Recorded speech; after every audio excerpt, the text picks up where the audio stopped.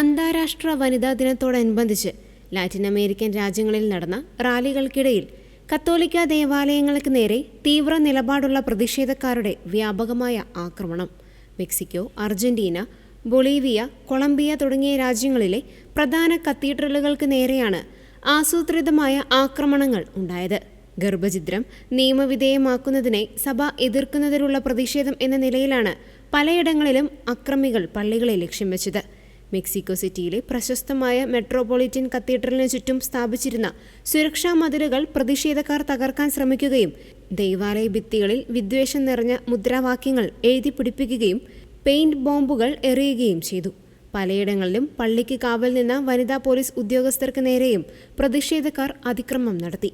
കൊളംബിയയിലെ ബോഗോട്ടയിൽ സ്ഥിതി ചെയ്യുന്ന saint Francis ദേവാലയത്തിന്റെ പ്രധാന കവാടത്തിന് പ്രതിഷേധക്കാർ തീയിട്ടത് വലിയ തോതിലുള്ള ആശങ്കയ്ക്കിടയാക്കി. അഗ്നിശമന സേന ഉടൻ എത്തിയതിനാലാണ് വലിയ ദുരന്തം ഒഴിവായത്. ബൊളോവിയയിലെ സാന്താക്രൂസിലുള്ള സെന്റ് ലോറൻസ് ബസിലിക്കയുടെ തൂണുകളും ചരിത്രപ്രധാനമായ വാതിലുകളും അക്രമികൾ നശിപ്പിച്ചു. അർജന്റീനയിലെ സാൾട്ട കത്തീഡ്രലിന് നേരെയും സമാനമായ ആക്രമണങ്ങൾ അരങ്ങേറി. സ്പ്രേ പെയിന്റുകൾ ഉപയോഗിച്ച് പള്ളിയുടെ പുറം ചുവരുകൾ വികൃതമാക്കിയ പ്രതിഷേധക്കാർ സഭയ്ക്കും മതവിശ്വാസത്തിനുമെതിരെ അത്യന്തം മോശമായ ഭാഷയിലുള്ള മുദ്രാവാക്യങ്ങൾ മുഴക്കി.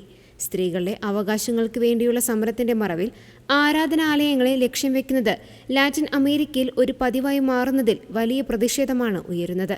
അക്രമം രൂക്ഷമായ പലയിടങ്ങളിലും വിശ്വാസികൾ സംഘടിച്ചെത്തി ദേവാലയങ്ങൾക്ക് കാവൽ നിന്നത് ശ്രദ്ധേയമായി. മെക്സിക്കോയിലെ ഗ്വാഡലാജാരയിൽ നൂറുകണക്കിന് യുവജനങ്ങൾ ദേവാലയത്തിനു ചുറ്റും കൈകോർത്തു പിടിച്ച് മനുഷ്യചങ്ങല തീർത്ത് പ്രതിഷേധക്കാരെ പ്രതിരോധിച്ചു. അക്രമികൾ കല്ലുകളും പെയിന്റുകളും എറിഞ്ഞപ്പോൾ വൈകാരികമായി പ്രതിഷേധിക്കാതെ പ്രാർത്ഥനയോടെയാണ് വിശ്വാസികൾ നിലകൊണ്ടത്. സമാധാനത്തിനും സ്ത്രീകളുടെ അന്തസ്സിനും വേണ്ടി നിലകൊള്ളുന്നവർ ആധ്യാത്മിക കേന്ദ്രങ്ങളെ ആക്രമിക്കുന്നത് അംഗീകരിക്കാനാവില്ലെന്ന് ലാറ്റിൻ അമേരിക്കയിലെ സഭാ നേതൃത്വം വ്യക്തമാക്കി. സ്ത്രീകളുടെ അവകാശങ്ങൾക്ക് വേണ്ടിയുള്ള പോരാട്ടം അഹിംസയിലൂടെയാകണമെന്നും മതസ്വാതന്ത്ര്യത്തെയും ആരാധനാലയങ്ങളെയും മാനിക്കണമെന്നും സഭ അന്താരാഷ്ട്ര സമൂഹത്തോട് ആവശ്യപ്പെട്ടു.